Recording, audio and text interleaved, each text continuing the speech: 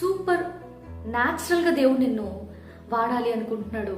మనము వద్దయ్యా, సూపర్ నా జీవితంలో వద్దనే వద్దు, న్యాచురల్గా నేను ఉండిపోతాను, ఎక్స్ట్రాడినరీ నాకు వద్దనే వద్దు, నేను ఆర్డినరీగానే మిగిలిపోతానయ్యా అని అనుకుంటున్నాను. పేతురు గారు చేపలు పట్టేందుకు తిరిగి వెళ్ళిపోయారంటండి. యేసుక్రీస్తు తిరిగి లేచిన తరువాత కూడా మీరు చూసినట్లయితే సువార్తల్లో చేపలు పట్టేందుకు తిరిగి వెళ్ళిపోయాడంట. ఒకవేళ దేవుని యొక్క పిలుపుని ఆ దినమున, పేతురు నా యొక్క గొర్రెలను మేపుతావా, పేతురు నా గొర్రెలను మేపుతావా అని అడిగాడండి.